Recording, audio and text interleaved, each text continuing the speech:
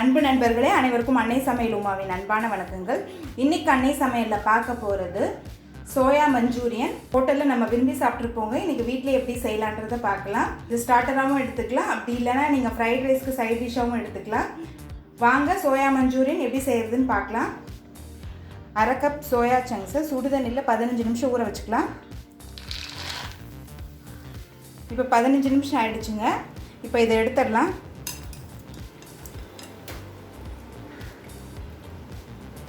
ரெண்டு மூணு தடவை தண்ணியில் நல்லா அலசிட்டு நல்லா பிழிஞ்சு எடுத்து வச்சுக்கலாம்.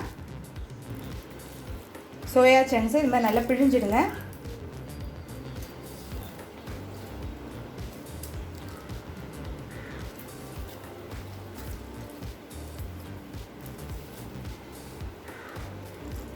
நல்லா பிழியலைன்னா கிறிஸ்பியாக இருக்காது.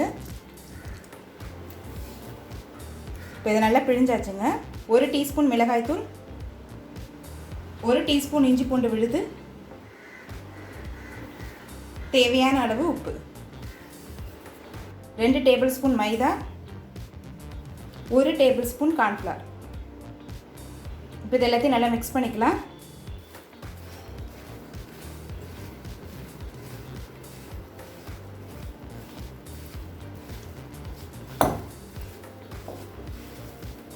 இது எல்லாத்தையும் நல்லா மிக்ஸ் பண்ணியாச்சு. நம்ம எண்ணெயில் போட்டு பொரிக்க ஆரம்பிச்சிடலாம். இப்போ எண்ணெய் நல்லா சூடாகிடுச்சுங்க. நம்ம சோயா சங்க்ஸை போட்டு பொரிக்க ஆரம்பிச்சிடலாம்.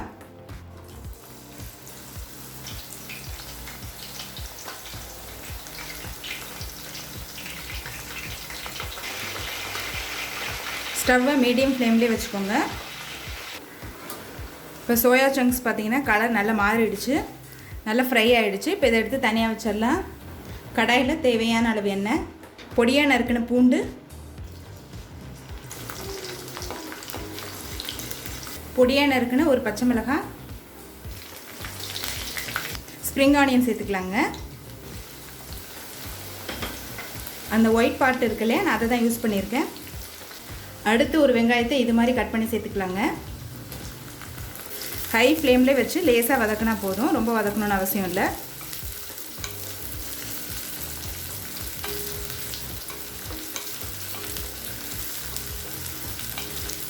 அடுத்தது கேப்சிகம் சேர்த்துக்கலாம்.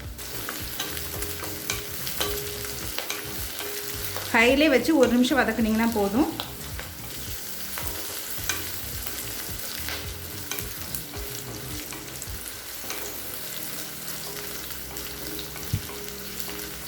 Red chilli sauce 1 table spoon, soya sauce 1 table spoon, tomato sauce 1 table spoon, தேவையான அளவு உப்பு.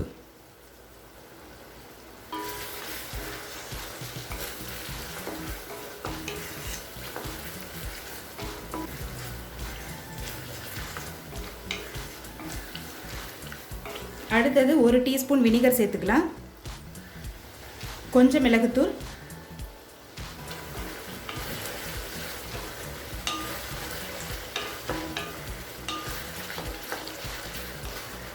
ஒரு டேபிள் ஸ்பூன் கார்ன்ஃப்ளவரை தண்ணியில் கரைச்சி சேர்த்துக்கலாம்.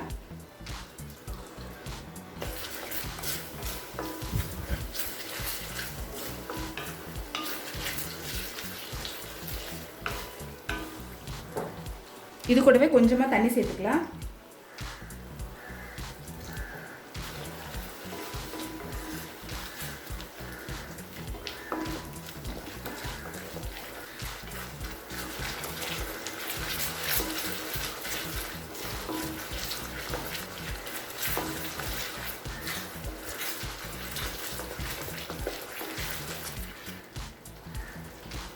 இப்போ ஸ்ப்ரிங் ஆனியனோட க்ரீன் பார்ட் இதில் சேர்த்துக்கலாம்.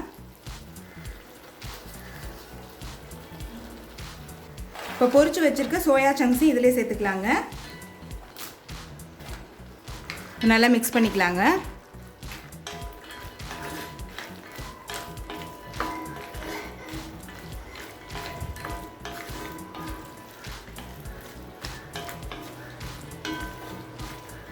இன்னும் கொஞ்சம் ஸ்ப்ரிங் ஆனியன் சேர்த்துக்கலாங்க. இப்போ சோயா மஞ்சூரியன் ரெடி ஆகிடுச்சுங்க. சர்வ் பண்ணிடலாம். இப்போ சுவையான சோயா மஞ்சூரியன் ரெடி ஆகிடுச்சுங்க. ரெசிபியை ட்ரை பண்ணி பாருங்கள், கண்டிப்பாக உங்களுக்கே பிடிக்கும். ரெசிபி பிடிச்சிருந்ததுன்னா வீடியோவை லைக் பண்ணுங்கள், கமெண்ட் பண்ணுங்கள், ஷேர் பண்ணுங்கள். இது வரைக்கும் அன்னை சமையல் சேனலை சப்ஸ்கிரைப் பண்ணலன்னா சப்ஸ்கிரைப் பண்ணுங்கள். தேங்க்யூ.